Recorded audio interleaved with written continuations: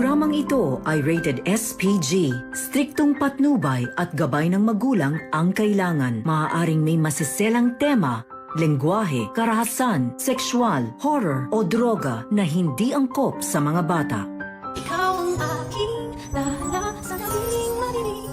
Ikaw ang Tanggapin kaya ni Justin ang alok na trabaho ni Giselle? At pabalik na rin kaya si Annalyn ng Apex? Magandang araw at eto na nga tayo sa ating pinakaabangang tagpo sa abot kamay na pangarap.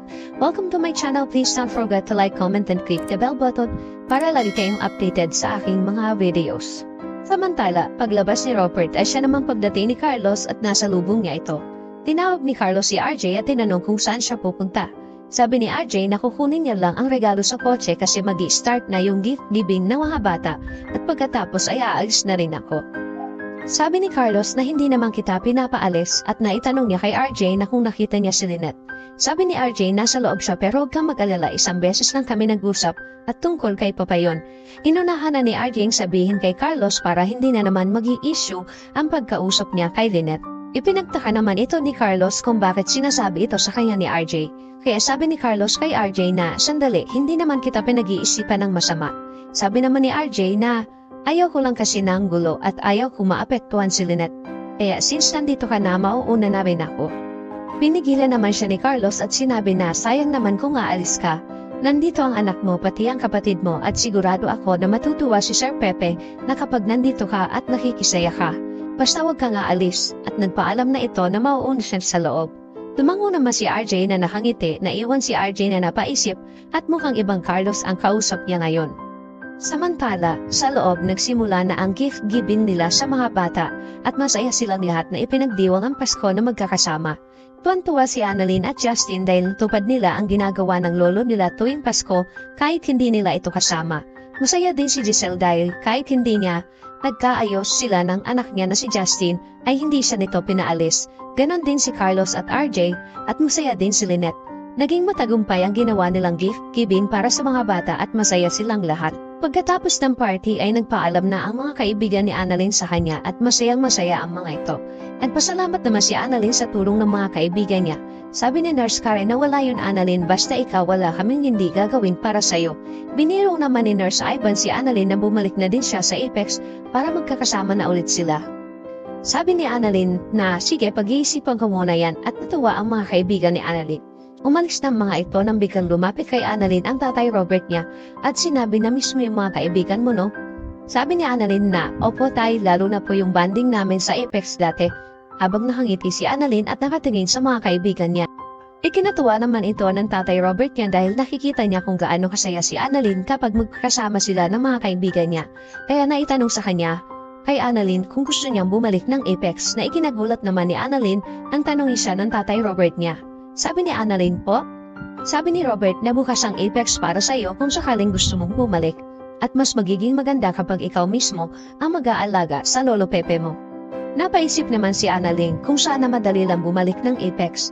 Gustong gusto sana ni Annalyn pero may isang problema lang siya at alam niya na kapag bumalik siya sa Apex ay hindi ito gugustuhin ni Zoe at Moira. Alam niya sa sarili niya na ikakagalit ito ni Zoe dahil kahit kailan ay hindi sila nagkakasundo at sigurado na magiging malaking gulo na naman ito. Sabi ni Annalyn sa tatay Robert niya na okay po tay, pag-iisipan ko po muna at gusto ko munang tanungin si nanay kung papayag siya. Sabi ni Robert na okay anak, basta kapag napag-isipan mo na sabihin mo agad sa akin. Mumiti lang si Annalyn at napayakap ito sa tatay Robert niya dahil masayang-masaya siya na magkakasama sila ngayong Pasko. Samantala natapos na ang party ay hindi pa din nakakausap man lang ni Giselle ang anak niya na si Justin. Nakatanaw lang si Giselle habang tinitingnan niya ito sa malayo dahil paalis na din ang mga ito. Gusto niya itong lapitan pero hindi pwede dahil sa sinabi sa kanya ni Justin na huwag niya itong lalapitan.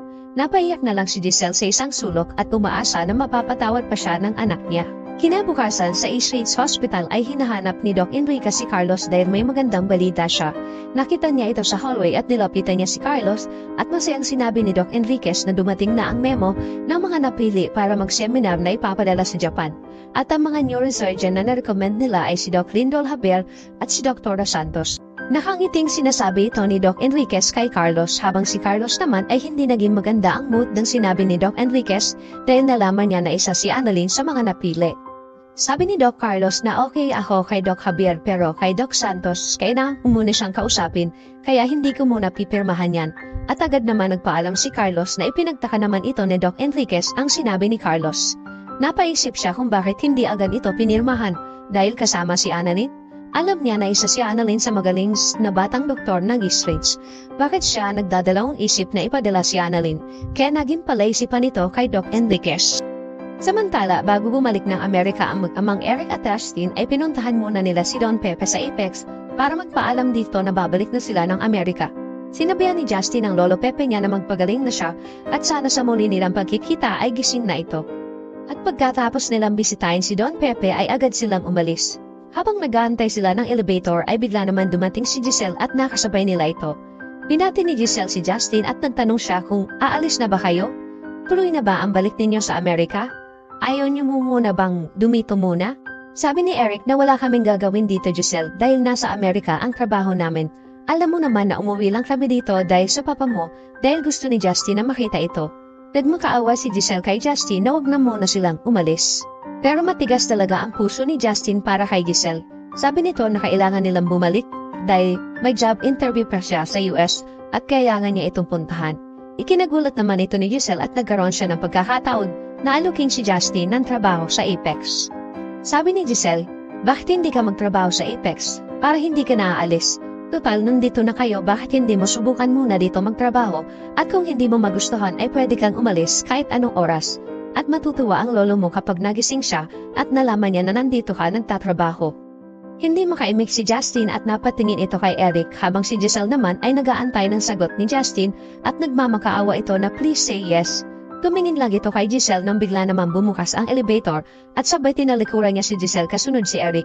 Naiwan si Giselle na umiiyak dahil kahit anong gawin niya ay tinatanggihan siya ni Justin. Sa loob ng elevator tahimik si Justin at napansin ito ni Eric. Sabi ni Eric na mukhang malalim ang iniisip mo. Bakit? Gusto mo bang tanggapin ang alok ni Giselle sa'yo? Gusto mo bang magtrabaho sa Apex? Sabi ni Justin kay Eric na total nandito naman tayo. Gusto ko lang subukan magtrabaho sa Apex. Hindi na muna ako babalik ng Amerika at gusto kong makilala ang pamilya Tanyag. Ikinagulat ito ni Eric at nasabi niya na sigurado ka. Gusto kong bigyan siya ng chance at kung hindi kami magkakasundo ay babalik ako ng Amerika. Walang nagawa si Eric sa naging desisyon ni Justin kaya agad niyang binalikan si Giselle at umiiyak ito nang makita niya. Sabi ni Justin na tinatanggap ko ang alok na trabaho sa Apex.